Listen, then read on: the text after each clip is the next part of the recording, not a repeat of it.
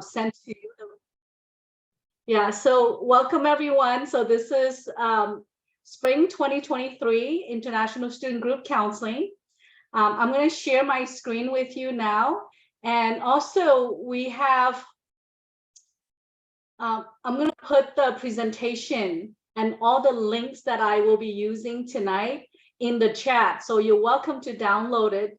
If for some reason you're not able to download it, don't worry. We will email it to you. So the PowerPoint will be emailed to you. The Zoom recording will be emailed to you, as well as all the links that I use will be emailed to you. So you should be able to get it sometime this week.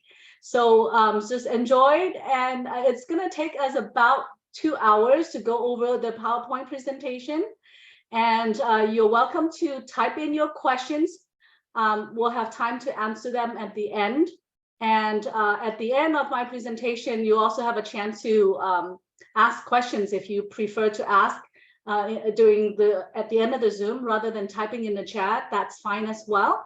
Okay, so basically, we wanted to make sure that you know some of the important information as you get started so that you have a smooth starting at PCC. So I'm one of the 4 international student counselors. So my name is Amy Chung. There's another counselor named Stephanie Chow, Rosa Chan, and Yuki Rowland. So all of us are happy to help you in your journey here. We're here to welcome you. Tonight will just be myself and Rosa Villegas. But when you step foot on the campus, you'll be able to meet any of us. So there are 5 goals that we wanted to make sure that we accomplish tonight. That is cover the ESL and the math sequence, so you understand what the math requirements are, the ESL or the English requirements are. I'll spend some time talking about the general education list, as well as courses that you need in order to transfer to university and to graduate from PCC. We'll talk about classes that we recommend for you to take in the spring semester, okay, and then how to register for your classes. So all the things that you might be wondering how to do that as a new student, hopefully I would have time to cover everything that we wanted to make sure you know. Okay, so requirement for international students. So as you probably already know, that international students are required to take classes full-time. So full-time at PCC means 12 units. 12 units typically means 4 classes per week. Okay, so 12 units, it's approximately 12 hours in class. And that usually translates to 24 hours of homework time. So altogether, it's about 36 hours that you need to spend on school time. So as an international student, you are allowed to take classes online. So we have online courses. We have courses that are hybrid, meaning half online, half on campus. Out of the 12 units that you will be taking in the spring semester, you could be taking more, but minimum 12 units, at least one of them has to be on campus. So if you take a kinesiology activity or a sport class, 1 unit, that has to be at least 1 unit or 1 class on campus. The rest could be online. Having said that, I still recommend that you take classes on campus. As a new student, it will be better for you to take classes on campus if you have a choice. You'll be able to make friends. You'll be able to adjust to the campus environment and ask questions of your professors in class or in the office.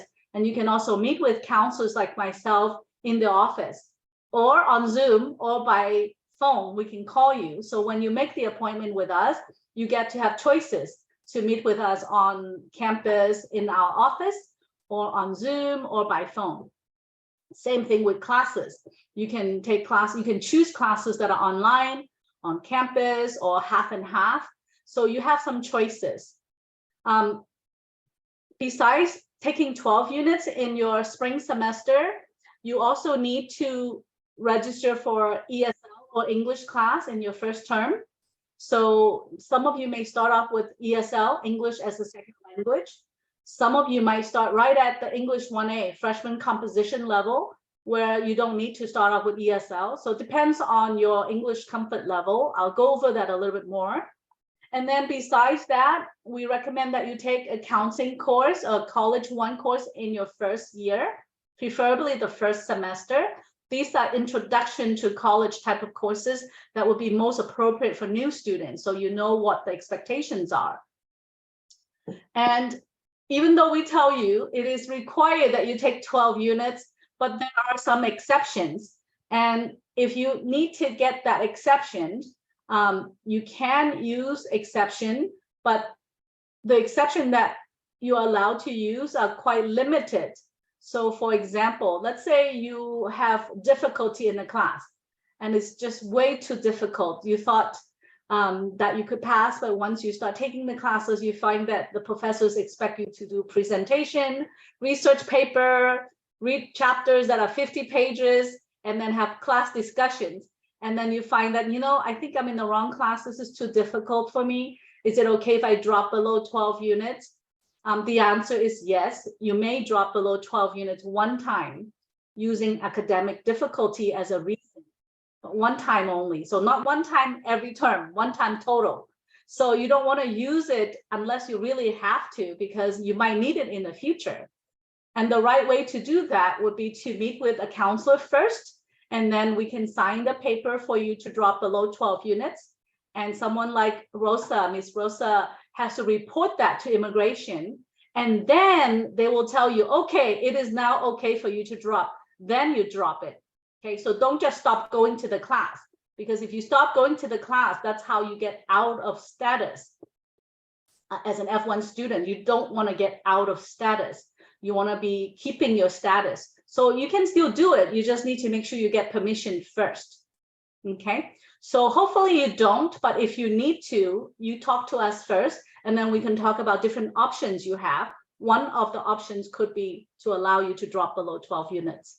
It could happen in the first year. It could happen after the first year, but you can only use that reason one time. Okay, so a little bit about the academic calendar at PCC. So you will start school with us on January 9th. So it's coming up January 9th, 2023. And you will start with us in the spring semester. So it's really in the middle of the academic year. And the spring semester starts in January and it ends in May for 16 weeks. Okay, so during that time, it's called a semester. Then after the spring semester comes summer intersessions, and we have 2 summer intersessions. The first one starts in May and it lasts for 6 weeks. And then the second one starts right after that, also another 6 weeks. So technically, you can take 6 units the first summer and 6 units in the second summer.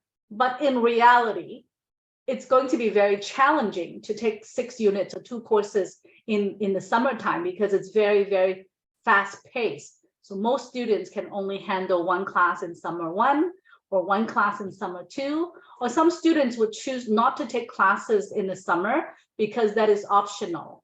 Okay, then comes fall semester again. Fall semester begins in August, last week of August, and it will last until December for 16 weeks. Okay, so it's spring, summer 1, summer 2, fall. That will end your first year. Most students start in the fall, but it's okay to start in the spring, which you are starting in spring. So remember, January 9th is the first day of school. Okay, so by now, we hope that all of you have done online orientation. Okay, so online orientation is required of all students. Without getting online orientation, you won't know what your English and math assessments would be. So it's important that when you do your online orientation, which you watch videos, and then you answer some basic questions about the videos that you watch. That's introduction to PCC and information that new students need to know. And then at the end of the orientation, we would ask you some questions about English and math, so that it will help us prepare which English and math to recommend for you. Okay, so all of you need to do this step. It's important that you have done, either have done orientation, or after today, you go online and do online orientation. So it would look something like this.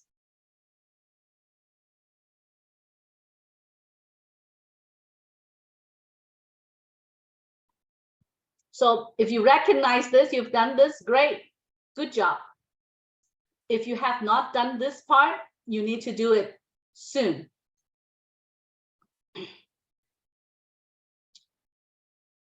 So it's not going to be a test where we test you English or we test you on math. We just ask you some questions. So it's a self-placement. By answering a few questions about English and math, it will help us determine where to start your English level and where to start your math level. Okay, so all of you, please do this if you have not done it. So this is the chart that helps us understand the ESL sequence. So we have 4 levels of ESL. Okay, so level 1 is ESL 402. Then comes level 2, ESL 103. Then ESL 004 and then 005. We have a total of 4 levels of ESL. And then underneath the boxes of ESL courses that are listed here, we also have some recommended support courses to help you with reading, listening and speaking, pronunciations, and grammar. So these support courses are recommended, not required. But if you happen to be placed into the ESL level, you want to start with those, and step by step, each term you will take a level until you get to 005. After you finish 005, then you're ready to take the regular English. We call it the freshman composition. Other colleges may call it English 101. At PCC is English 1A. So that's a course that students take in order to transfer. Okay, so you may start off right at English 1A based on how you answer the assessment, the self-guided assessment. You might start at English 1A. You might start at ESL 005. So it depends on how you answer the questions. Okay, so when it comes to math, this is the math chart. And math has 2 paths. The first path is called SLAM. SLAM is for students who are major in something that's related to liberal arts, something that does not require a lot of math. So basically, every student has to take 1 math course, at least 1. So if your major is not a STEM major, STEM stands for science, technology, engineering, and math.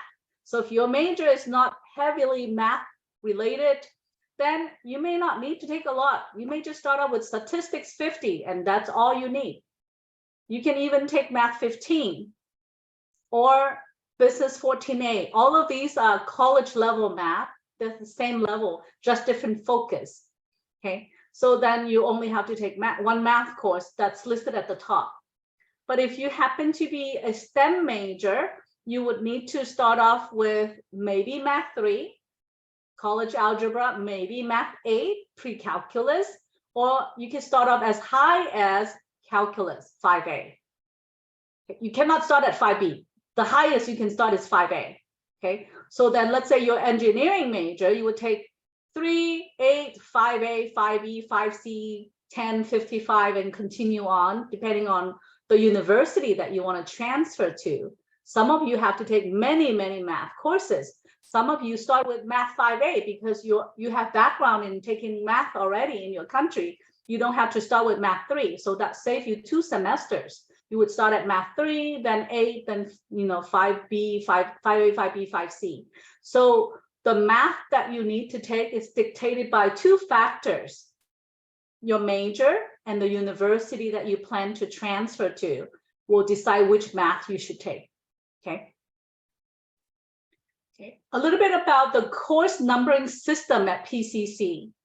Okay, so one way to find out if the course that you want to take will count by the university or not is by looking at the number.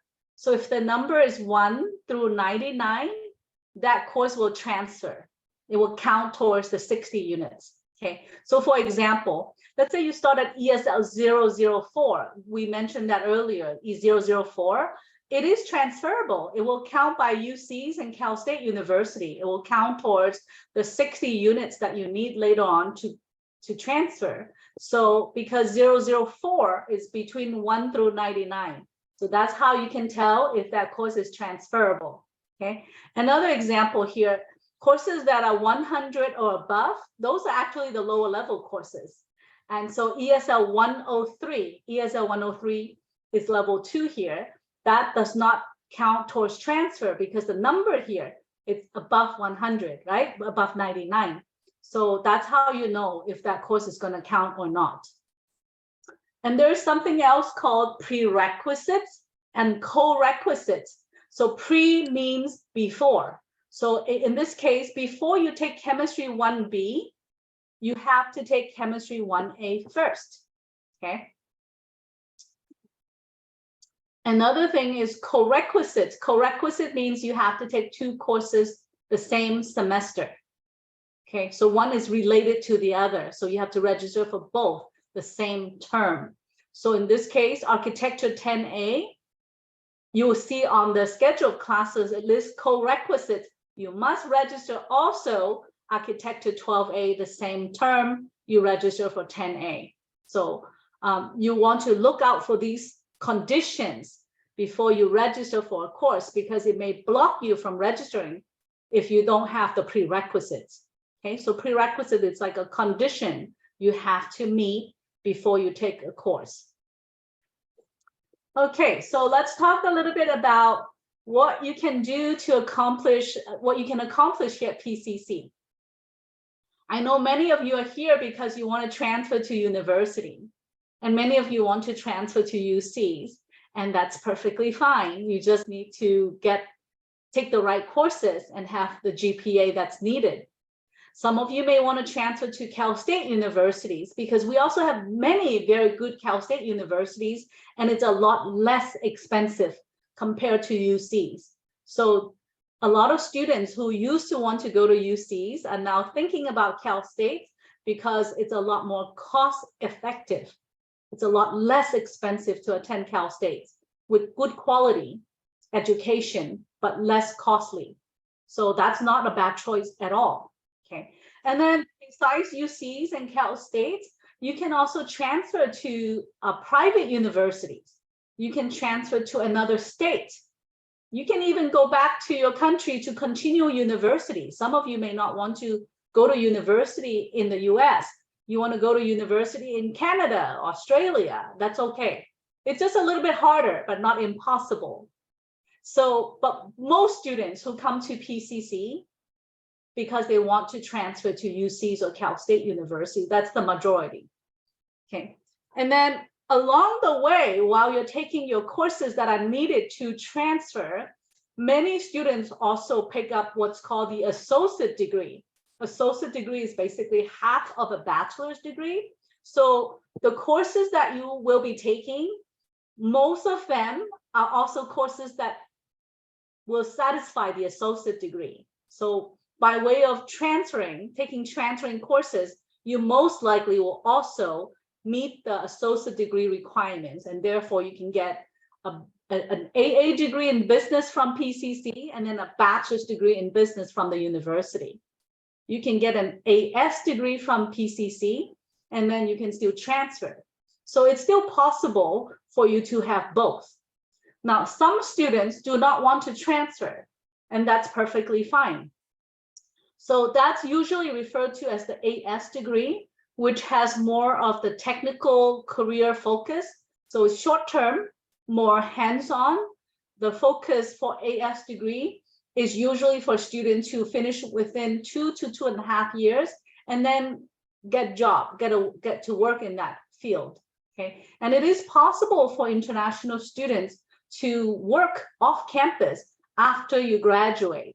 Okay, so some students would finish the associate degree, work for 1 year, and then continue to the university. Or after you finish associate degree with us, you work 1 year and then you return home. So that's also possible. Some students will have associate degree and transfer. Some students have multiple associate degrees because they just take a lot of classes, and by virtue of taking a lot of classes, they hit multiple degrees. So those are all possible. Okay, so let's talk a little bit about what do you need in order to graduate or transfer to university. Okay, so typically in the US, to get a bachelor's degree, you need about 120 semester units. Okay, so out of this 120 semester units, students tend to take half of them at the community college so that you would finish the other half at the university. So think of it as a pie chart, that, like how we show you.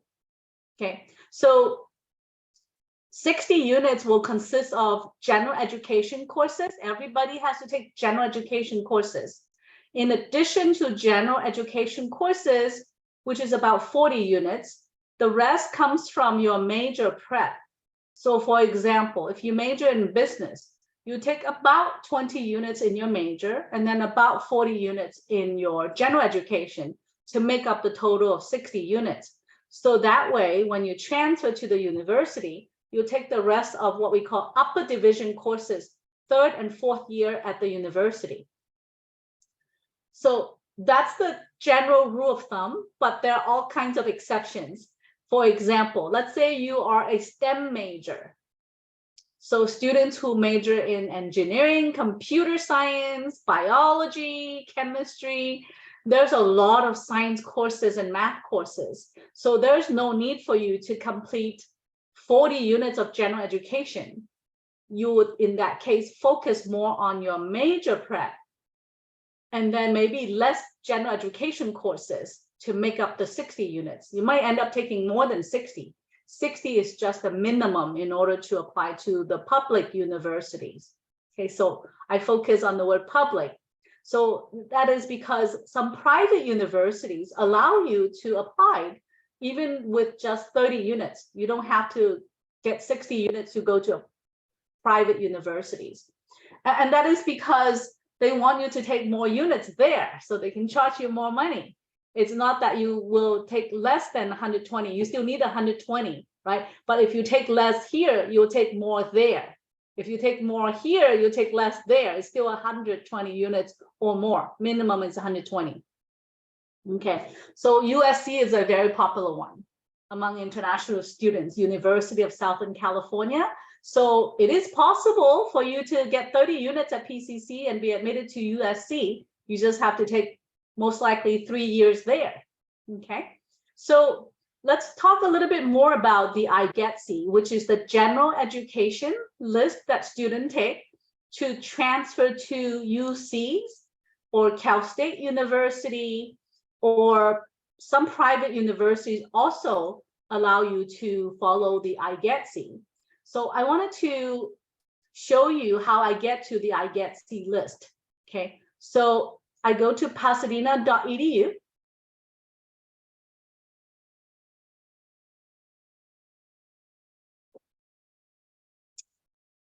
And then from here, I just do a keyword search. So I'm going to type in IGETC, IGETC.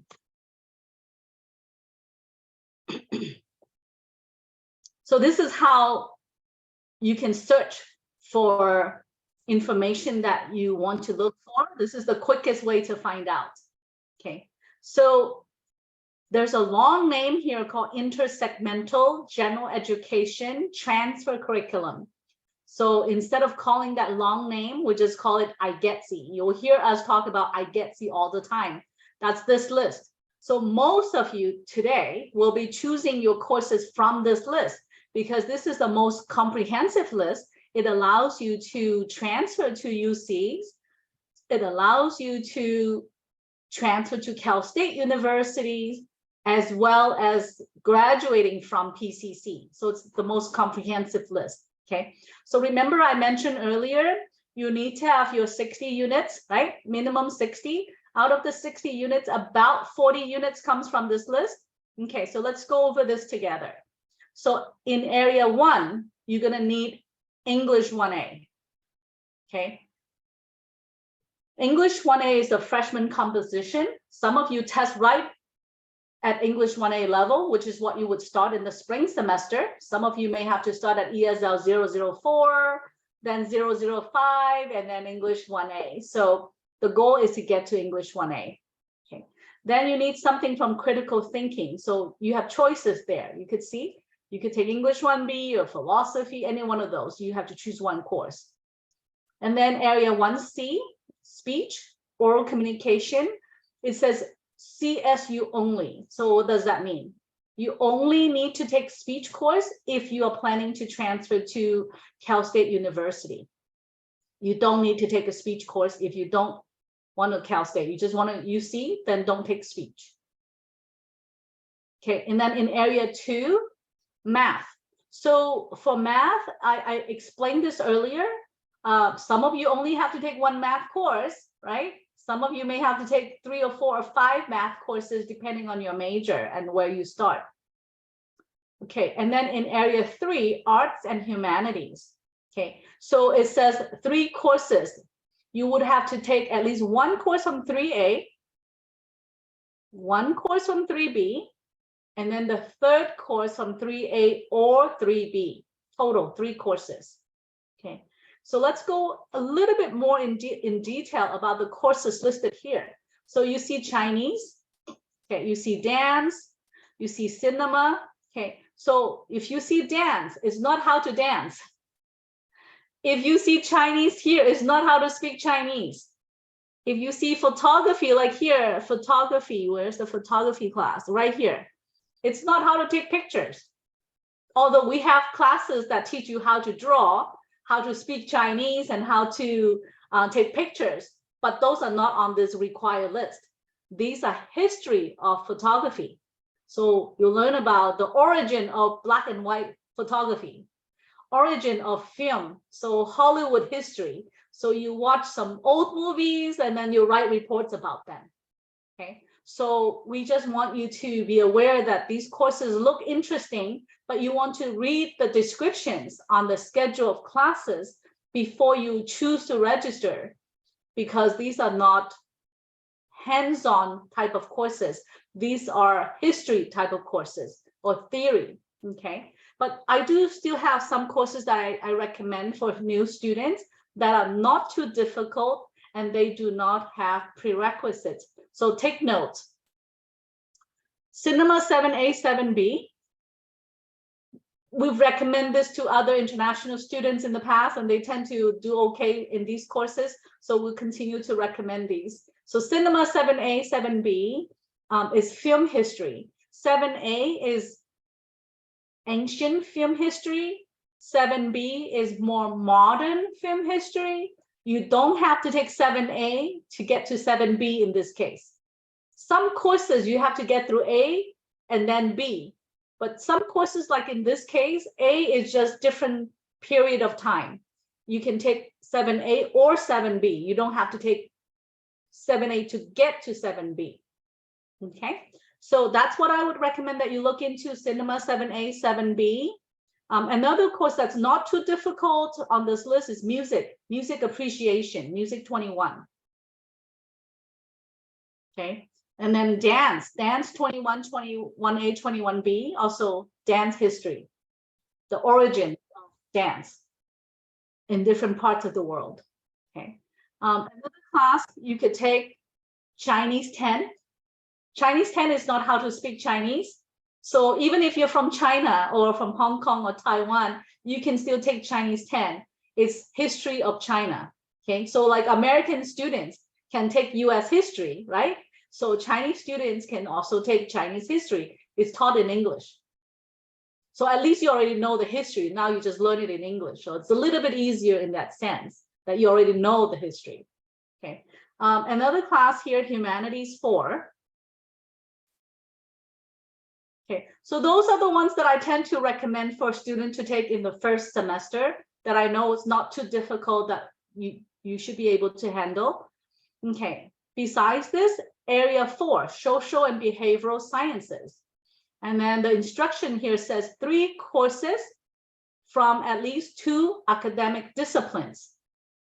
So you have to choose 3 courses here from at least two academic disciplines. So for example, let's say I take Psychology 1, Psychology 3, Psychology 72. That's just one discipline. That's not okay. I have to choose at least 2 disciplines, different subjects from this area. Okay, so I could take 2 psychology courses and something economics, for example, something different, at least 2 different subjects, not the same disciplines. So from here, I would recommend that you look into anthropology too. So I hope you're taking notes. Okay, these are the classes I recommend for spring semester. Anthropology 2, Psychology 1, Sociology 1. So if you're looking for something that's appropriate for new students, no prerequisites, those would be what I would recommend. Okay, area 5, 5A, physical science. You have to take at least 2 science courses. Out of the 2 science courses, one of them has to have a lab and one of them without a lab. Okay, so for example, under 5A, how do I know which course has a lab? Okay, the way you know that is by looking at the courses that are underlined. So if they have an underline, that comes with a lab already because it's 4 units and it's underlined. Okay, so that course comes with a lab. So I could choose, for example, Geography 1 from here without lab because there's no underline. And then I would come over here in 5B and choose Biology 11. That has a lab because it has an underline. Okay, or I could choose Chemistry 2A. That has a lab. And then I'll come over here and take Anthropology 1 without lab. Okay, so those are the 4 that I recommend. Geography 1, Chemistry 2A, Anthropology 1, Biology 11. So those are not too difficult and has no prerequisites. Okay, area 6, foreign language. So we know that most international students already speak another language, right? You already have attended high school in your country. So we ask that you provide proof of your middle school or high school transcript to the PCC records office. So that way you don't have to take a foreign language course in area 6. It is not something you have to do right away, but everybody, if you don't want to take another language because you already speak another language, you can use your middle school transcript or high school transcript and submit that to the PCC records office so that you don't have to take area 6. Okay, so this is one piece of the puzzle that will get you to graduate and transfer. There's the other piece of the puzzle that allows you to look up courses you need in order to transfer to the university. So I'll use the most common one that most students want. Okay, so let's say I get to this website, assist.org, and then what I do here is I look up the required courses. Basically, I wanted to find out what do I have to take at PCC in order to transfer to university. Okay, so I select an institution. Okay, so for us, you can look up Pasadena City College. Okay, so I'll just go, it's in alphabetical order. So I'll look up Pasadena City College, and then I want to transfer to, let's just say UCLA. Okay, so I click on University of California, Los Angeles, and then I view agreement. So basically, this is a contract between the university and PCC to allow our students to find out what classes you have to take at PCC that are accepted by the university based on the major that you're interested in. So I know many international students want to transfer to UCLA, major in business. And so we're going to look for business major, and then we find out, oh, they don't have business major. Then what should you do? You can major in business economics, right? So that's the closest to a business major. And then you can view agreement. So agreement meaning this is a contract between university and PCC. And then the courses that are listed on the left-hand side are courses that UCLA students take in the first 2 years.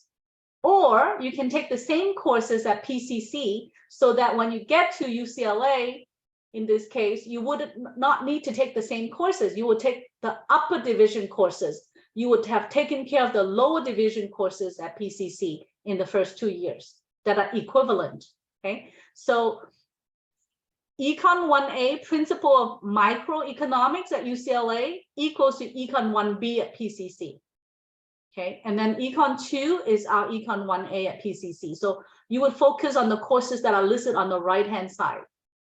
Okay, so that's how you do the major prep for, in this case, the business economics major. You would take Econ 1A, 1B, Accounting 1A, 1B, Math 5A, 5B, okay? And then plus the IGETC, the general education courses that we looked at earlier on this list, combine them, major prep, GE courses equal 60 units. That's how you are eligible to transfer as a third-year student, okay? Okay, so that's what that chart means. You know, you can follow the IGETC or the Cal State GE or the PCC local GE, but for now, most students, I would recommend just follow the IGETC in your first term until you know for sure you're going to USC only, or you only want to graduate from PCC, then we can focus on the other GE pattern. But for now, the most comprehensive one would be the IGETC.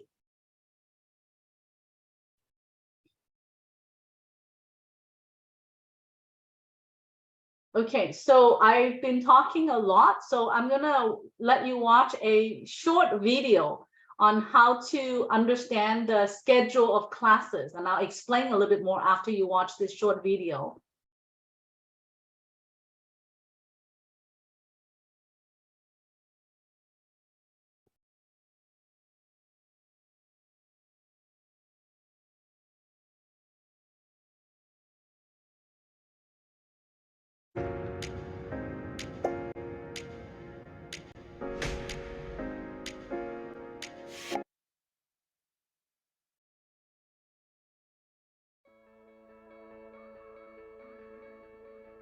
To get started, head over to your Lancer Point homepage. It's the sound of Click on My Classes in Academics on the navigation list, then select Schedule of Classes. On this page, you'll be able to select which term you want to view classes for. Make sure you're looking at the most current year and term. Classes can be found by selecting various criteria, such as subject, instructor, and meet times. For this demonstration, we're going to look for math classes that meet during the week. Click on the search button to get started. The results on the next page can be a little overwhelming, so we'll break it down for you. The first thing we'll see for each course is the title, followed by the course prerequisites, if any are required. Prerequisites are courses that need to be completed before a student may enroll in this course. A brief course description appears next, concluding with total hours of lecture. It is followed by transfer credit status, which indicates whether UC or Cal State schools will give credit for completing this course. The course grade mode indicates what type of grading system is used for credit courses. In many courses, you will receive a letter grade, but there may be an option for a course audit or a pass, no pass grade. The status box indicates whether the course is open, closed, or waitlisted. Students who enroll in a waitlisted course will receive an add code via email if a space becomes available in that class. The boxes for type and meet indicate what type of instruction this class uses. This may be an online course, an in-person lecture class, a lab, or some other form of instruction with an online component. Click on either type or meet, and a window will pop up with a list of scheduled type codes and descriptions. The course reference number, or CRN, is the number you will use to add the course as you create your schedule. Make a note of this number exactly as it appears. Click on CRN to find important deadlines for the class, like the last day to drop without a W or to get reimbursed for financial aid.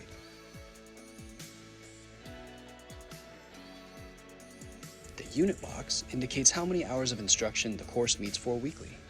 Those with higher unit numbers will generally be larger course loads that require more hours of study time.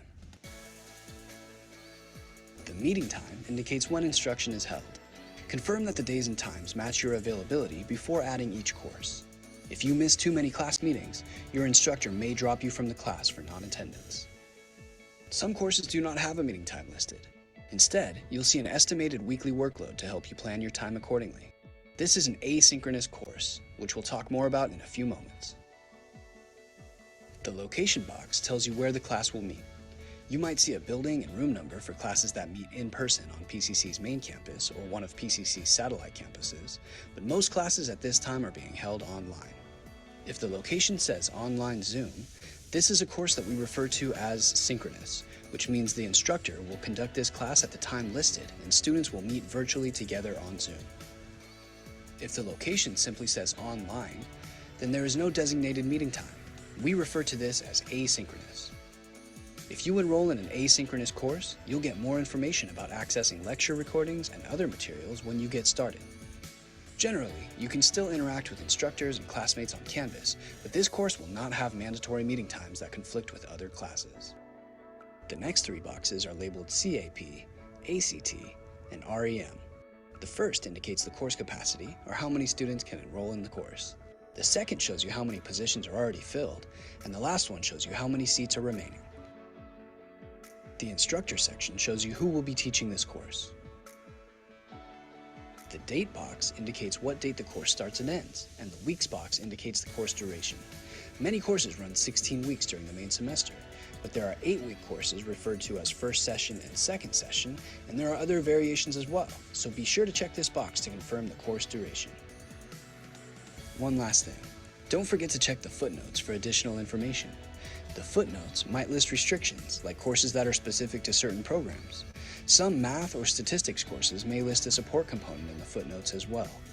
When enrolling in these courses, make sure you match the CRN of the course with the corresponding CRN of the support component as it appears in the schedule of classes. You are now ready to add courses using the CRNs that you've selected.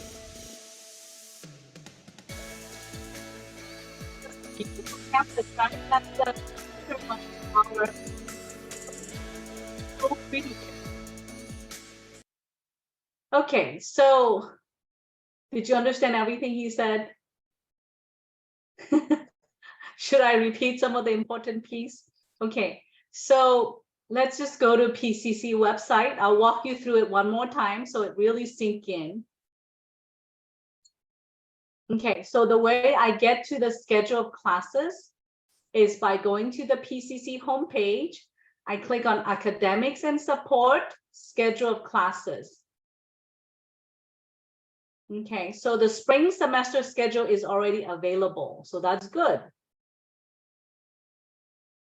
And there's some explanation here that helps you understand whether the course is on campus, online, asynchronous, or synchronous. So I'm going to go through this. So let's pick something. Let's pick English 1A, because that's a popular one that many of you will be taking. So I click English, and then I hit search. Okay, so there'll be hundreds of English 1A courses available. Okay, and so what I want to know is if this is a course that will be transferable. So where do I look? Right here, it says transfer credits, CSU and UC. So that tells me this is transferable, right? And I also know this is transferable by looking at the number because it's between 1 through 99, so it's transferable. And I also want to check prerequisites. Remember I told you prerequisites earlier? So it's a condition you have to meet in order to take this course. So for you, it would be through online orientation. At the end of online orientation, we will ask you questions about English and math. And that's how we figure out whether you should take English 1A or not. Okay, so most of you would take English 1A based on how you answer. And I will find out a little bit about this course, what I am expected to learn in this course. And in this case, it says development of expository and argumentative essays, introduction in writing research papers, right? So you have to learn how to write different forms of writing, emphasis on arguments, essays, and research paper. So the course status, right now, everything is open because no one has registered yet.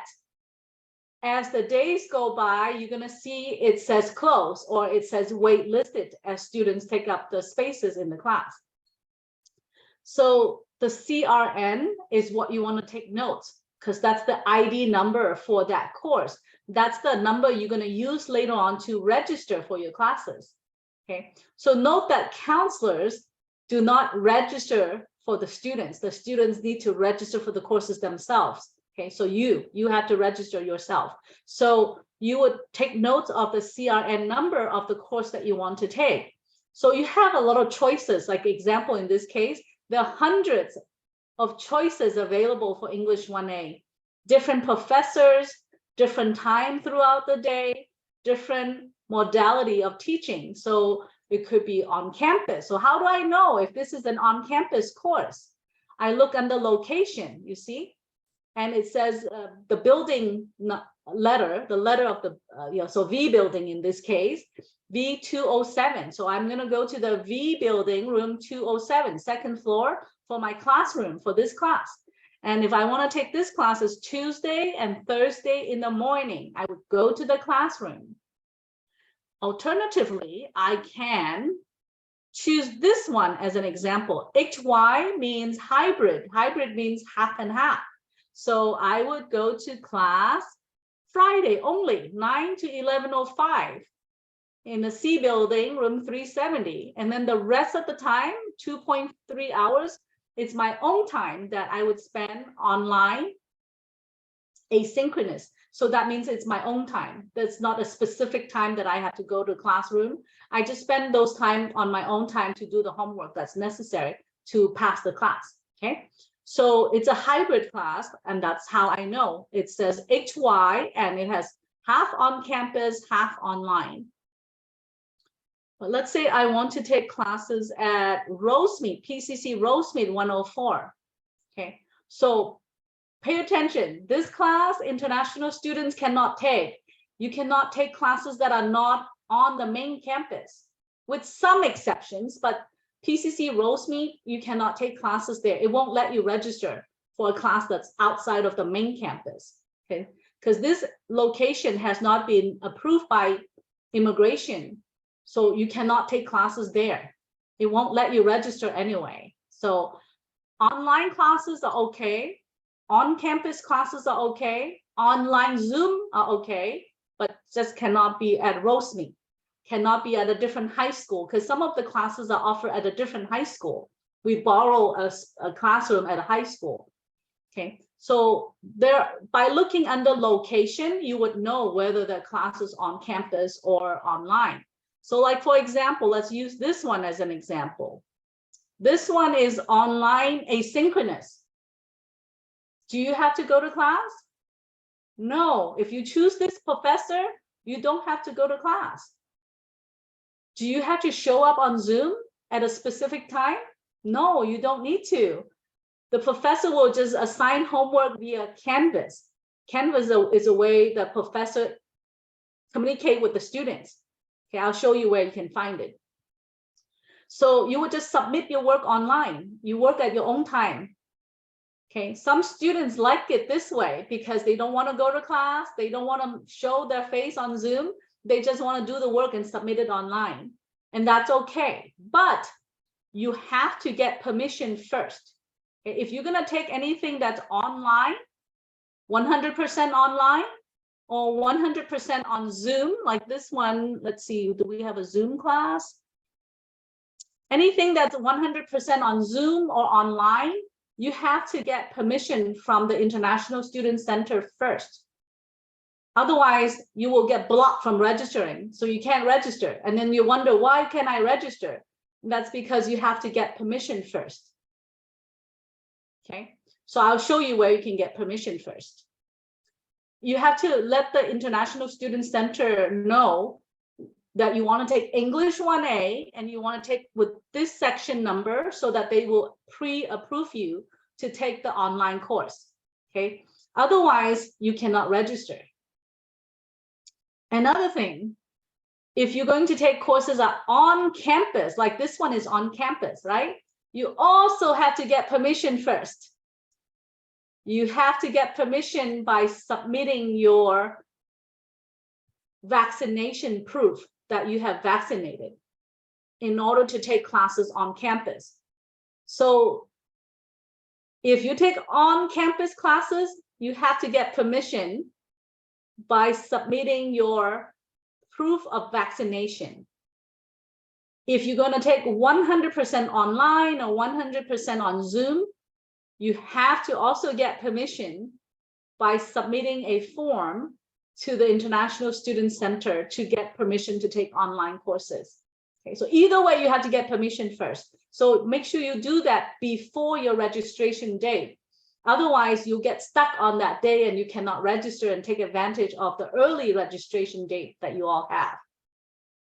Okay, I'll show you how to do that. So, but I just wanted to alarm you that you do need to get permission to take classes on campus and online. Okay, so let's say you figure, okay, I want to take English 1A. I want to take it with this professor. This professor, Lindsay Roos. Okay, Lindsay Roos happened to be actually a very good English 1A professor. So I just happened to see her name here. Please make sure you read the small fine print that's right underneath it. Sometimes it just gives you important information about that particular section. It says this section is open to everyone and it is geared to non-native speakers. So many of you are non-native speakers, right? English is your second language. And for students who completed ESL level 005. So that's because Lindsay used to teach ESL. So she's very familiar with international students. So it's designed for students whose English is not the first language. Okay, so if you want a professor who is very understanding of international students who have taught English as a second language, you may want to consider this one, Monday, Wednesday, 9:15 to 11:20. Okay, this is on campus, so she will be a very good professor for international students. Okay, so there are different notations. Some notation says,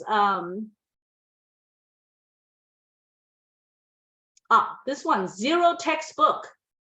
Okay, so this one, section 38130, which is this one, it says zero textbook. So that's kind of good for students who don't want to spend the money to buy the books, because the books could be expensive. It could be $80 to $100 for one book. So if you don't want to buy the book, you can choose the one that says zero textbook, so that the professor will provide you the digital version of the book for free. Okay, so you don't have to carry your books around. You could just access the book online. Okay, so that is an option for you. But this happens to be 38130 happened to be a class that's offered at Rosemead. So that's not going to be an option for you, right? So pick a different professor that teach this course on PCC campus that are also zero textbook. So there are so many choices. You can see that some of these has notation like this one, zero textbook online, so it's okay. Okay, all right, let's go back to the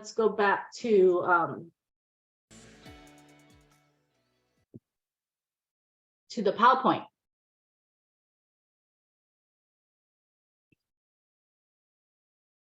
For just $67, you can make as many videos as you want, and you never need to pick up a camera or use any fancy editing software.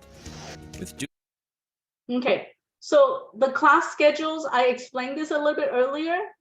Remember here, look at the CRN, look at whether it has restrictions. So the ones that have restrictions, those are for students in special programs. So don't take those courses that has a red, bold restriction notation there. This is how you find out where the classes are going to be offered, online, on Zoom, or in person. You also want to check the date. Most of the classes are 16 weeks, but some of them could start the first 8 weeks or the second 8 weeks. So those will be fast paced. So try not to take those kind of courses in your first semester. Take the regular 16 weeks. Okay, those will be the regular term. Okay, let's see. You also want to know the location because you have to get permission. Remember, I told you about the permission.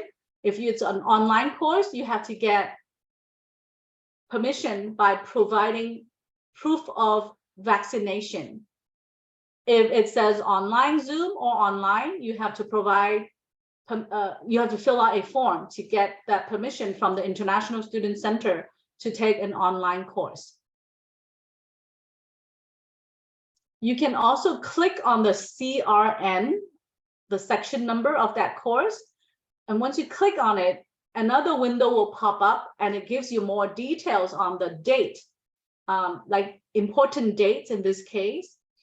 Last day to add a class. So usually what happens is students come to the class on the first day of school to add classes if they're not able to add them before school.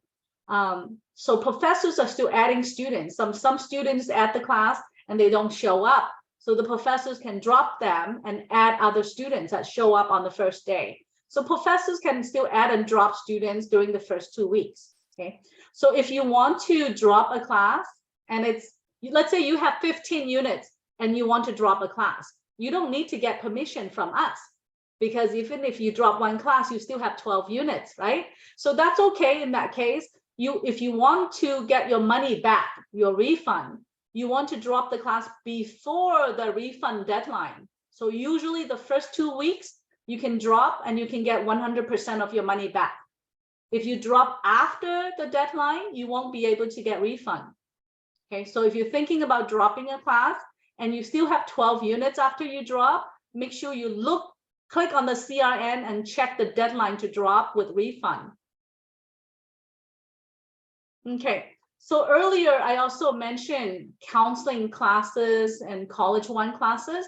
These are classes that are good for new students. We highly recommend that you consider taking one of these, especially Counseling 10 for ESL level 1 and level 2 students. So if English is your second language, your English is not very good yet, go ahead and register for Counseling 10, 1 unit.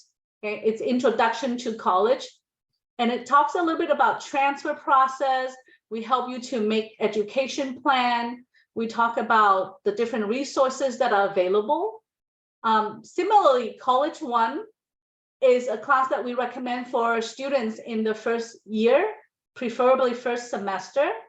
It's we call it first year seminar. It's for students to learn more about critical thinking skills, research skills, because you need to do research as a college student. So this class, it allows you to learn more about how to do the research, about using different resources on campus and academic success skills. So how to be a good student and do well on campus, as well as taking classes that's necessary to transfer. So it's appropriate for students who are higher ESL level, level 3, level 4, or English 1A. So take this class in the first semester, especially if you're going to join Pathways. So international students have an earlier registration date. So all of you, your registration date is November 17 or 18. Okay, 17 or 18 as an international student. That's an early date. But if you join the Pathways program, you could actually have your registration date even earlier. So it's November 14 to 15 if you join Pathways. Okay, so there's an advantage in joining Pathways in that you have an earlier registration date, earlier than international registration date. And the benefits of joining Pathways, besides having priority registration, earlier date, you can also have a dedicated center. That's a picture of the center, the Pathway Center. You can do your homework there. You can also print your paper. There's a computer lab there for you to do your work. You can check our laptop. If you don't have your own, you can borrow the laptop. You can also pick up some testing materials like the Scantron, a Blue Book.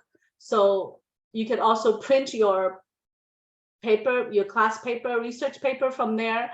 You could also go there to hang out or study between your classes. Sometimes you have a class that ends at 9 o'clock, and then another class starts at 11 o'clock. So you have 2 hours of waiting time. You can either go to the library, or you can go home, or you can go to the center to study, to catch up and to do your homework, so that you don't have to do all your homework from home. Okay, so this is, think of this place as a home away from home. Okay, it's a center that allows you to go there and study and also get tutoring, so homework help. Okay, so this would be good for new students to join. Okay, so as a new student, this is your schedule. So this is typical of students' classes in the first year. So let's suppose you start off in the fall semester. I know you're starting in spring, but typically it's a ESL.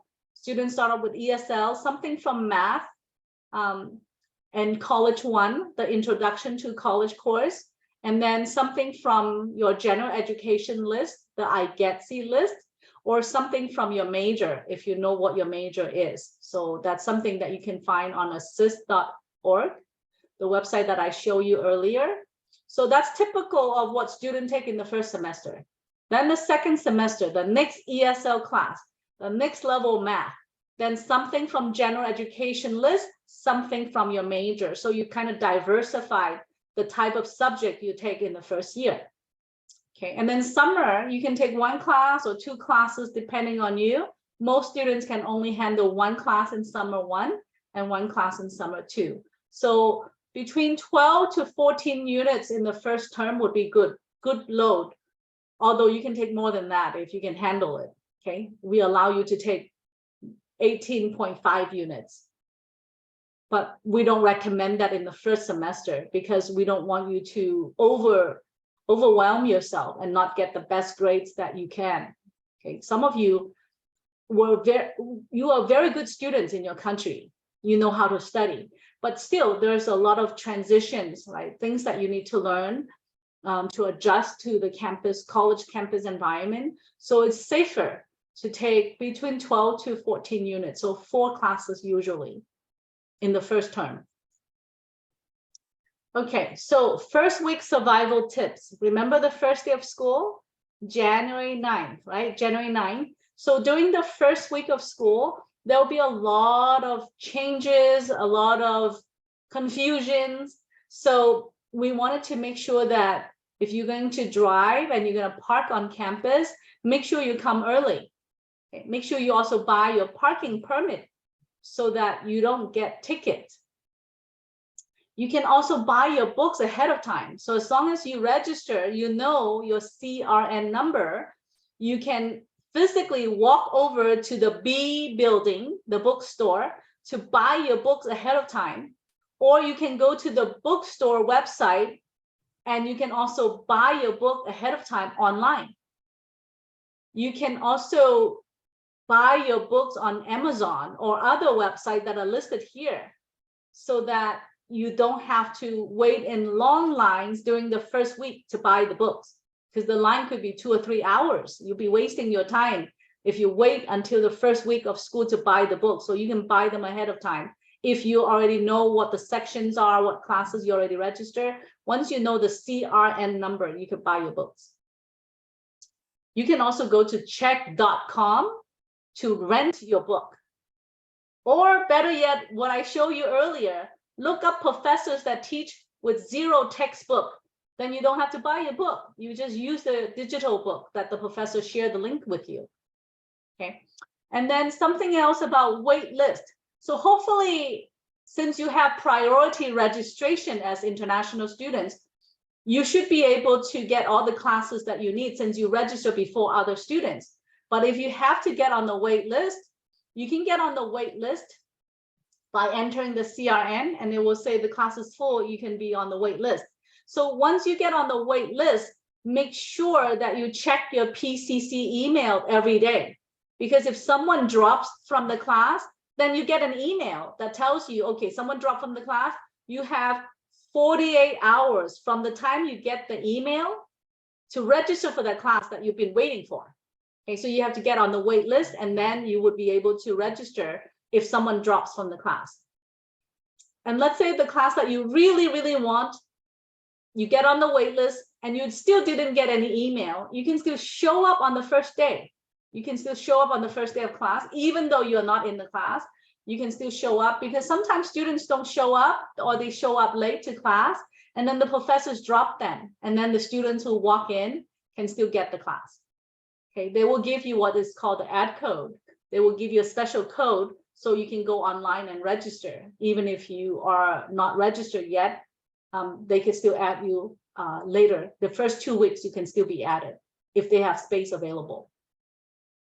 So that's also called crashing the course. You show up to the class. And just as a reminder, no cell phone in the class. Don't use cell phone in the class. Some professors just gently remind you. Some professors will not like it when you answer the phone. So make sure at least you don't answer the phone in class, or put it on silent mode. Okay, we're almost done. So important notes for spring 2023 classes.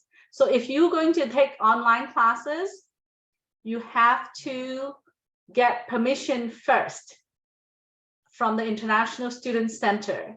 And you also need to check Canvas. I'll show you how you can check Canvas. So you have to check Canvas because the professors make announcements and they share information, or they share the outline of the courses we call syllabus through Canvas. And they'll ask you, for example, do this homework assignment and submit during the first 3 weeks or first 3 days. It's called a check-in assignment. Since you don't show up to the class for online classes, the way they know that you are still in the class is by you doing the homework assignment and submitting it during the deadline that they provide you. Okay. Yeah, so if you register for online Zoom, then you need to show up on Zoom at the specific time. Okay, so when we say 9:00 a.m., that's when they start. So you have to show up at that time. Some students in the past thought that 9 to 12 means I can show up anytime between 9 to 12. No, if it says 9 to 12, that means you show up at 9 o'clock, that class finishes at 12 p.m., right? So you still have to show up during that whole duration of the class. Some instructors may require that you use a webcam, so it has to have a camera because they want to see your face. Some professors don't care. So if you don't know, you can check the PCC website for the professor's email, and you can ask them before you register or before you show up whether they require you to have a camera. Okay, so schedule classes and registration. So remember, I showed you this slide earlier. These are the classes that we recommend. Okay, so after everything that I have told you today, you may be wondering, okay, what classes should I take in the spring semester? You gave me so much information, but what classes should I take? This is the slide. Take a picture of this one. You will be taking either ESL or English in your first semester. Okay, that's the first box. Usually 4 units, English or ESL. Then what's the second class you should take? Think about math. Okay, math 3 or statistics 50, depending on your major, depending on whether you should start at math 3. That's the first level. Some of you may be starting at math 5A, higher level, based on your assessment. So the second course you should think about taking in the spring semester is math. First one is English, second one is math. What's the third class you should take? Think about College 1, the one that I talked about earlier, Introduction to College, how to do research as a new student to college. And then what's the fourth class you should take? It's listed here, General Education. All of these courses I told you about earlier, they're here. These courses come from the iGETC General Education list. Okay, so take note of this page. These are what we recommend for you to take in the spring semester.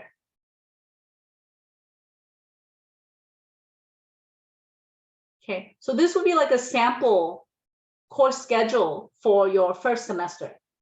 You would take something like ESL, maybe class on Monday, Wednesday morning for 4 units.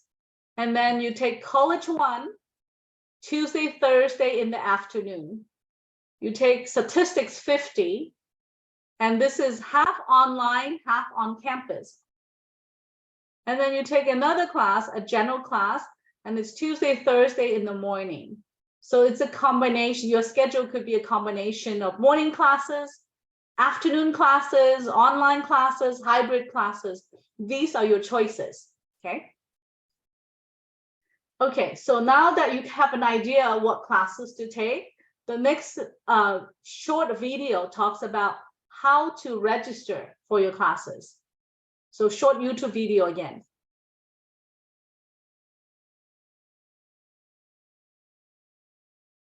How to add courses using CRNs. Once you've selected the courses you want, you will add them using the course reference numbers, or CRNs. Start from the Lancer Point homepage.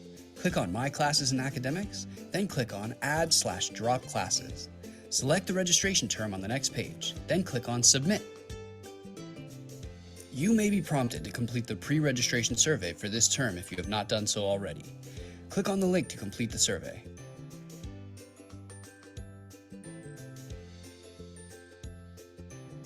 Once you've completed the survey, click on Submit.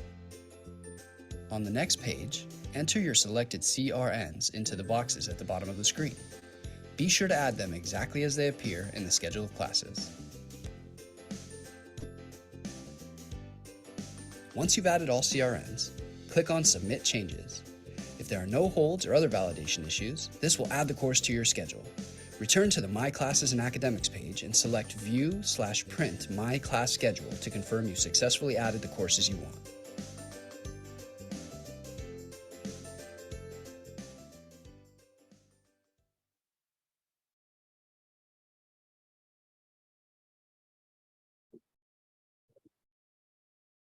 Okay, so this is the next steps.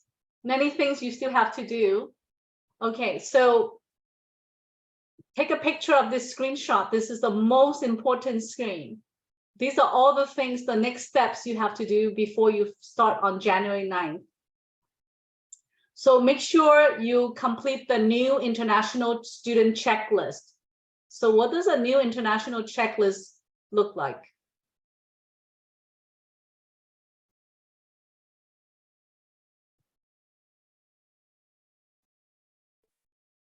So this is the international students website, okay, new international student checklist.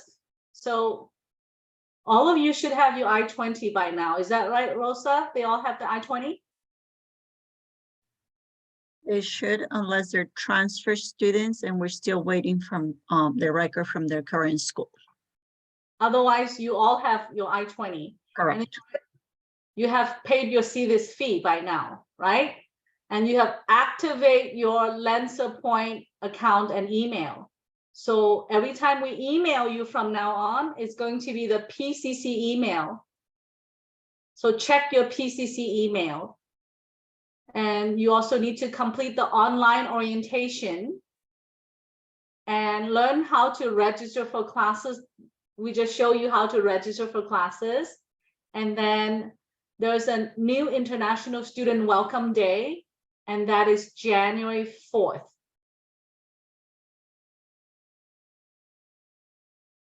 Okay, so that's the next steps. And then we talked about online orientation, upload your vaccination information. So remember we talked about this.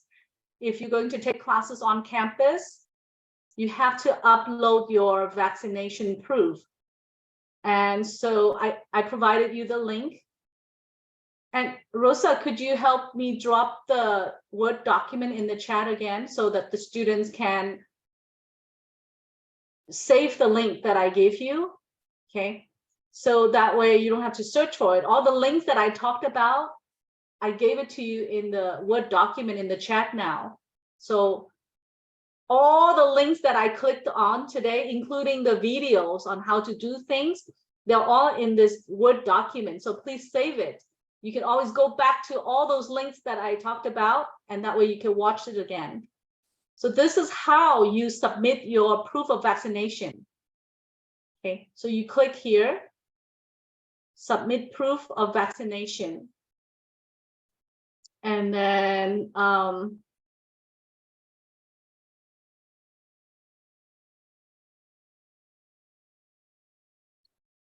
so these are the steps.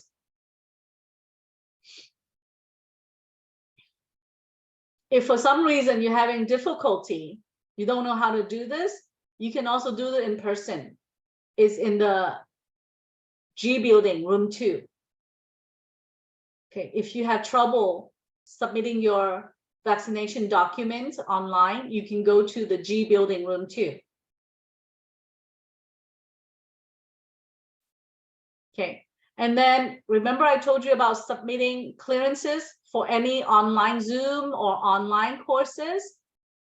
The way you do that is by going to PCC Connect and then click on raise a flag and then international student course clearance before you register. So most of you will have a registration date of November 17 or November 18. As an international student, that's your registration date, November 17 or 18. But if you join Pathways, you will have November 14 or 15. So it's only a week from now. You have to take care of all of this first before you register, okay? Submit your proof of vaccination, get clearances from the International Student Center before you register by going to PCC Connect. Oh, sorry, PCC Connect, raise my hand, and then raise a flag. I'm sorry, raise a flag, and then fill out a form. So that way we can pre-approve you to take online courses. Okay, so what else do you have to do? You need to attend the International Student Welcome Day on January 4th in person. And the International Student Center will send you more information about what time and where to meet. But make sure you are here on campus on January 4th. Because school starts January 9th, so it's reasonable to expect you to be here a couple of days before first day of school, right? And so how do you join Pathways? How do you get an earlier registration date? The way you do that is by signing up to attend JAM. JAM is an extended orientation for Pathways. So if I click here,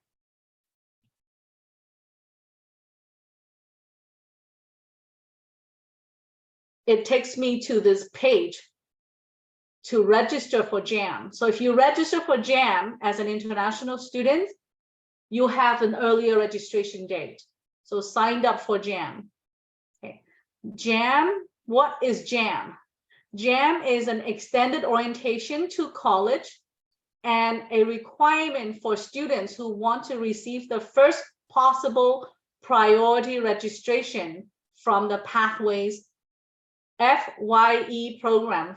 FYE stands for First Year Experience program.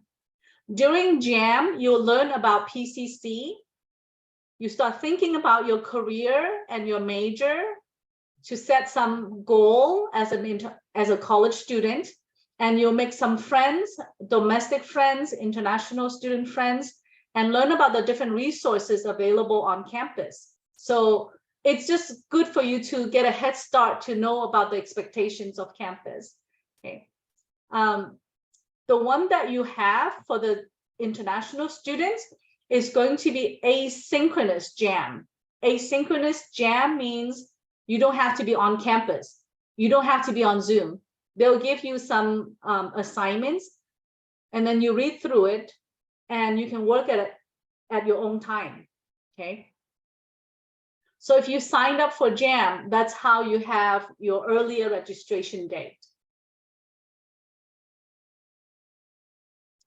And then you should check your registration date. So after you signed up for JAM, in 1 or 2 days after you signed up, your registration date should be changed to November 14 or 15. Okay, so if you want an earlier registration date, you signed up for JAM, 1 or 2 days after you signed up, you can check your registration date on Lancer Point to check to make sure that you have an earlier registration date. Okay, so soon after you register, we prefer that you register on your registration date and then pay for the classes right after. But if for some reason you cannot pay right away, just make sure you write this deadline down. January 6th is the deadline to pay for your classes. If you don't pay for your classes, they will get dropped. Okay, so make sure you pay no later than January 6th using credit card or check, or you can pay on campus in person.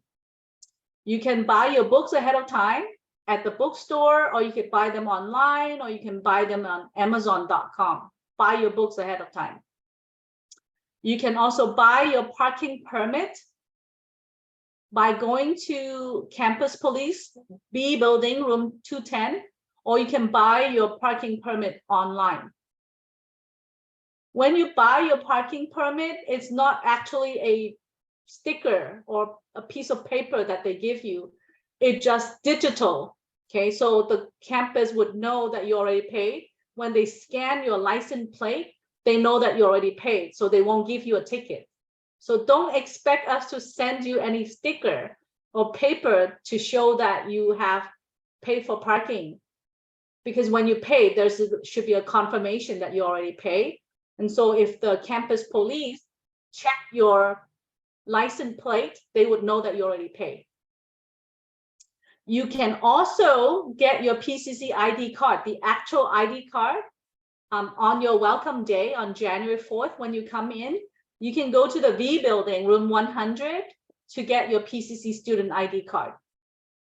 Okay, everyone, please take a picture of this page so that you remember these are all the things you need to do from now on so that you don't miss anything. Okay, so we don't want you to run into problems like, wow, how come I cannot register? Oh, that's probably because you forgot to submit proof of vaccination. Maybe you forgot to get permission to take online courses. Also, different reasons could prevent you from registering early. So make sure you do all of these steps before you register.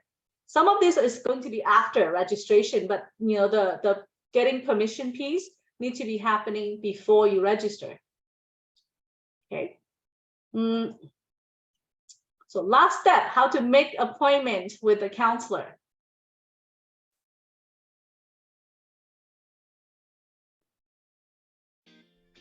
How to schedule an appointment with an academic counselor.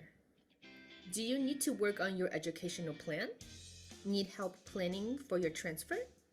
You can schedule an appointment with an international academic counselor at any time. Here is how to do it. Head to PCC's website at pasadena.edu and click on Login. Click on PCC Connect. Enter your login and password. This is the same credential you will use to log into your Lancer Point account. On the PCC Connect home screen, click on this menu icon. Click on My Success Network. On the International Student Center card, click on Schedule. Select the reason for your appointment and click on Continue. You will see here the availability of our counselors.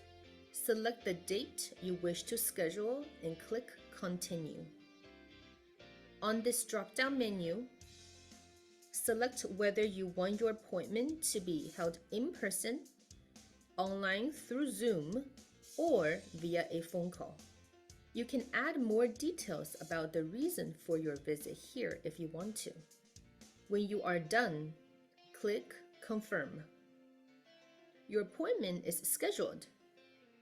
If you run into any problems, try clearing your browser cache or contacting the help desk through PCC's website.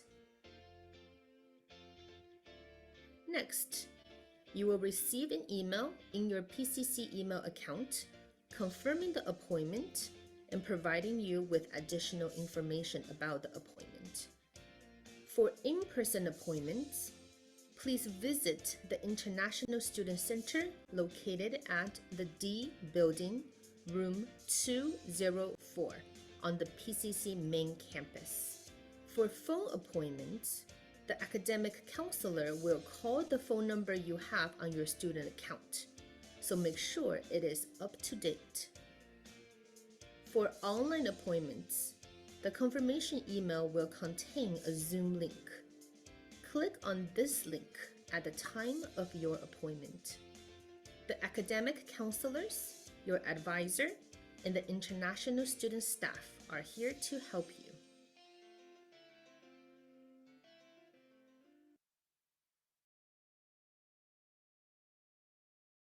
Okay, so we're done with the presentation. I'm sure you have a lot of questions.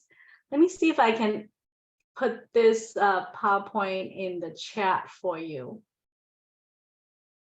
Okay, so I'm going to stop sharing. And allow for any questions you might have. So you can either unmute yourself or you can type in your questions in the chat so that we have time to answer your questions. So the presentation piece is over. Remember, we will send you the PowerPoint, we'll send you the link that we share, and then the video recording will be emailed to you, probably within 1 or 2 days. So that if you want to watch everything again, if you want to revisit all the websites that we talked about, you can. And we encourage you to do that because we really share a lot of information. And so it's a good idea to watch it again. At this point, do you have any questions for us? I have a question. Yes. So I intend to take 4 classes in the spring 2023 semester. So the first one is English 1A, the Math 5A, and College 1. And another class that I want to take, I don't know what to choose, but as your recommendation, you told us to choose maybe the anthropology class. Yeah, but I'm a STEM major student. So should I choose another area, like in area 2?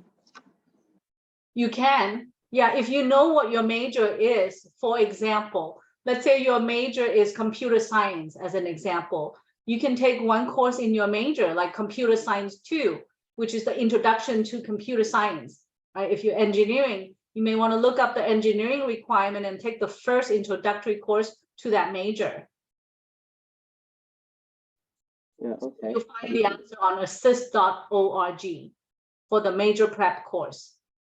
So you can take English, Math, College 1, and then the 4th course could be something from your major or from the IGETC general education list. Anthropology 2 is fine because it's on the IGETC GE list. Oh, okay. Thank you. Anyone else? Hi. I wanted to know, like, I'm going to major in cosmetology. So I want to do general education classes too. So can I take the general education classes first and then do the cosmetology? Yes, that's a good idea. That's a very good idea because you need some adjustments, and taking cosmetology classes in the first semester could be very overwhelming. So we do recommend students in your situation to take the general education classes first. So it could be English, right? Could be Math, could be College 1, and then another general education course. So yes, definitely recommend to take GE course, general education courses in your first term. Okay, thank you. Oh, hi. Yes. Oh, thanks. Thanks for sharing so many information to us. But as a new student, we will forget immediately. Would you please make a group for us and we can communicate together later? Is that possible, Rosa? We don't Especially- have,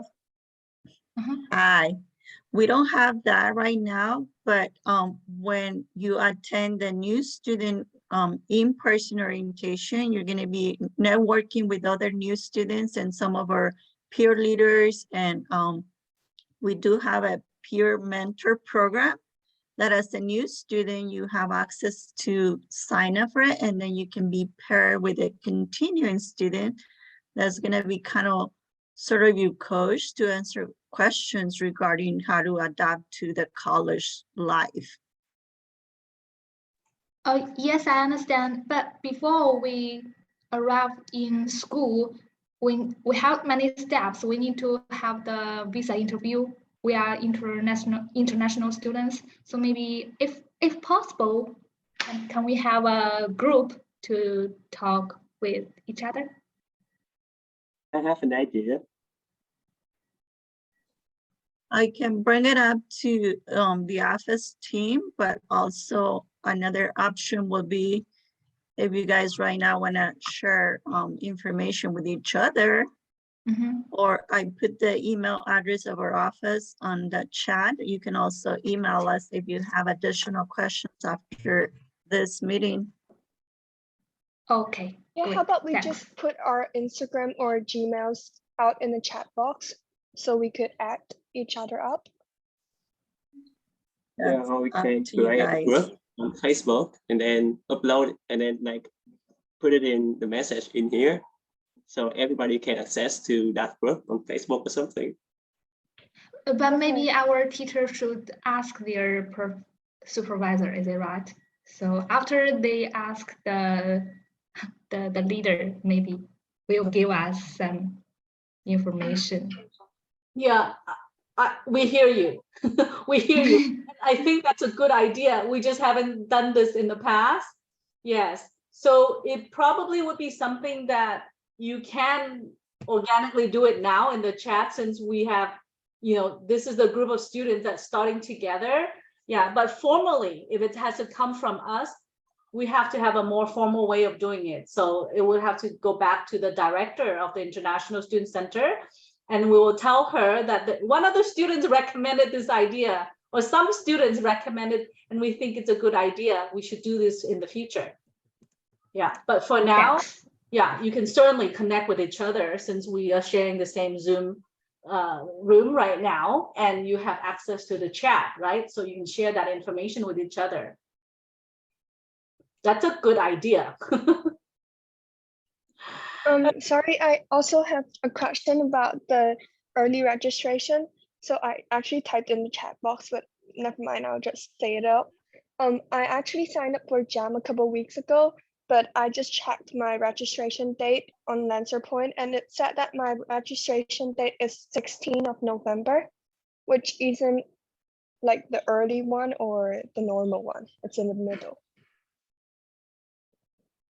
Give me 1 second. Thank you.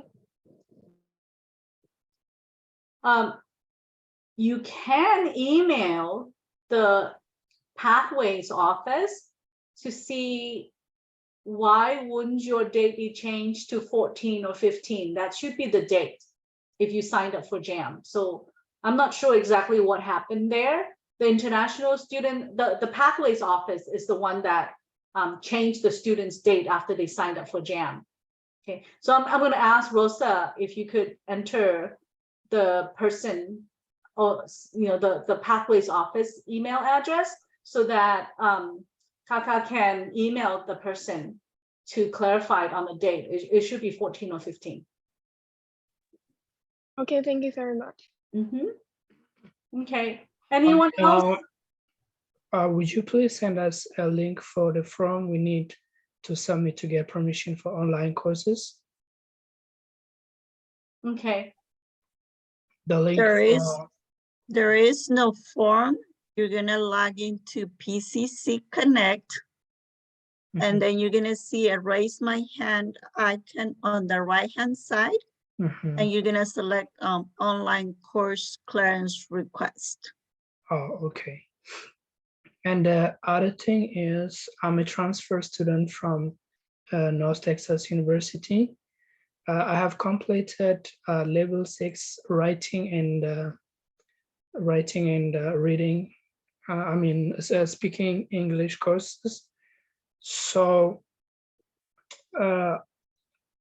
do I still have to take the courses again, or I can transfer to the PCC?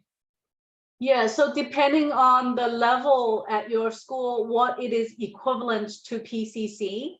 So for example, let's say your level that you took at the previous college is one level below English 1A or 101 at your school, then we would use that to approve you to take English 1A at PCC, right?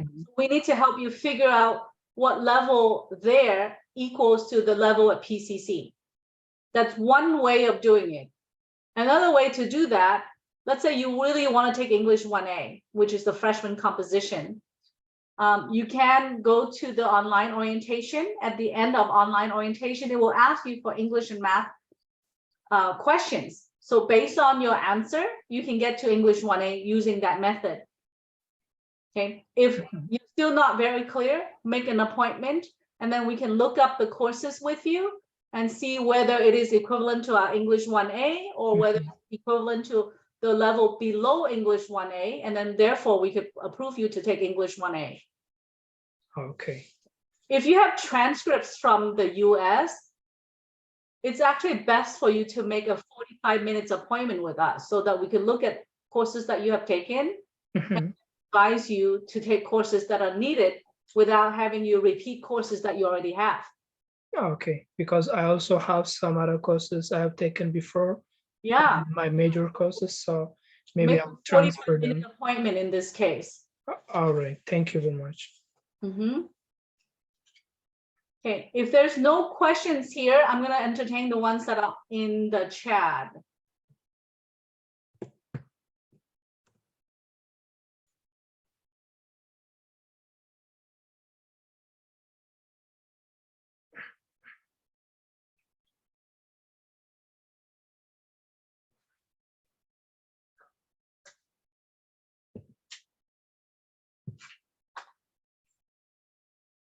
The vaccination didn't let me log in. It says log in is required to access this URL. Try again, because anybody can actually access that page. If you have questions, remember you can also go to the G building room 2, or you can email them. You can email the vaccination team, and then they can help you troubleshoot. Rosa, can you help put in the vaccination team's email in the chat?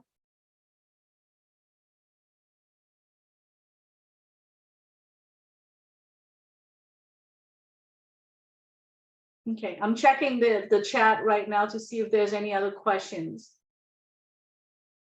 Yeah, to submit vaccination record, you must use the PCC email address. Good point.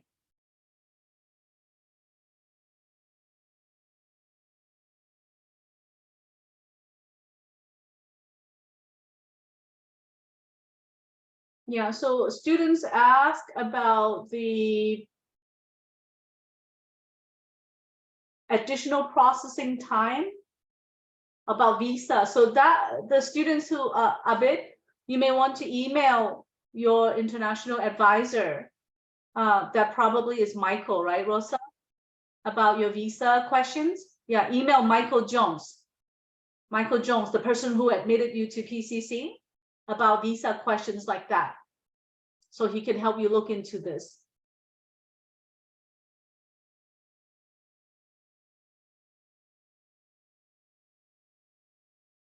Someone asked, can I drop in to the office on campus for academic guidance if there are no early appointments online? When you come to campus, you can come to the L building or you can come to D204. So I failed to mention this earlier. I apologize. My office is in general counseling in the L building, room 104. The rest of the other advisors and the international counselors are located in the D building, room 204. Only me. I'm the counselor who was in the general counseling office. So you can come to the office. If we are available, then we could meet with you. If we're not available, then we'll book another appointment. So it has to be something that if it's available, we will help you. If we're not available, we'll book your future date. So sorry, no guarantee if you come in. We will try our best to meet your needs if we happen to have no students at that time. But for the most part, students book appointments, and this is our busiest time. So students book appointments with us 2 weeks before.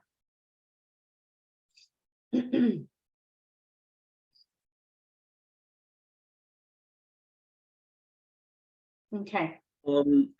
Yes. Can I share a link so that will lead to a group that every new international student can join?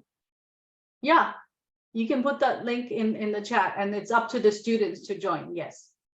Okay, thank you. Yeah. So Rosa put Mr. Michael Jones' email address in the chat.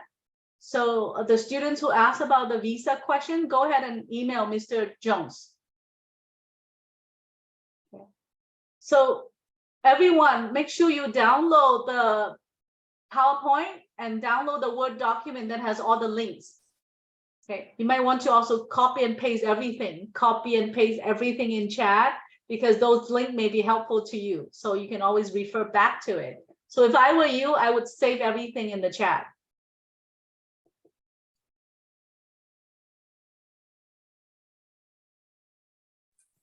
So, excuse me.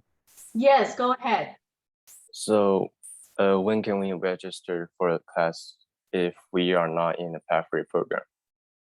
So as international students, you do have priority registration date, right? So after you do online orientation, you answer the English and math questions, you will have your July 17 or 18 registration date. Oh, okay. Thank you. July, November 17. November. 18. November Okay. 17 or 18 registration date, which is Okay. still very early compared to the rest of other students. Okay. Thank you. You're welcome. Okay, any other questions? Thank you so much, everyone, for staying all the way till almost the end. If you I'm sorry, I have another question. Okay, go ahead. Is it possible to have 2 majors? Is it possible to have 2 majors? When you are at PCC, it's okay to have 2 majors, but when you transfer to the university, they will ask you to list 1 major. And then after you get admitted to the university, then you will declare the 2nd major after you enter the university. But while you're at PCC, on paper, we can only list 1 major, but sometimes students have 2 or 3 majors, and that's fine. While you're at PCC, it's okay to have more than 1 major. You just spend more time and take more classes, right? Mm-hmm. Thank you. Anyone else?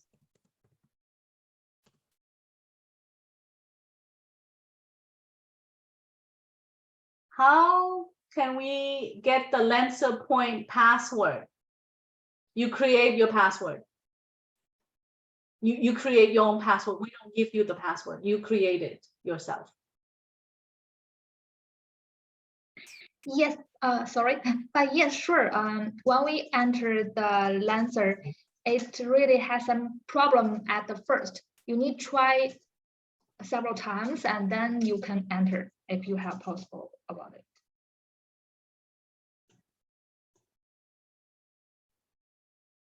That means we recreated. Okay. Okay. Thank you. No problem. Thanks. Okay, thank you, everyone. Thank you so much for joining us today. I look forward to meeting with you in person. You will see me again, hopefully once a semester, so that we can help you with the education plan. because today we didn't have a chance to talk about long-term plan at all, right? So when you meet with us individually in the office or online or by phone, we can help you create a long-term plan so that you know exactly what classes to take and how long it will take you. So it's probably best that you meet with us in office, especially the first time. I find that students get a lot more out of the conversations with us if they meet with us in person. So you do have 3 choices though: online, by phone, or in person. So I do apologize if you're not able to book the appointment right away, because we are at our busiest time. And so you may have to book a future appointment. So maybe next week or maybe the week after.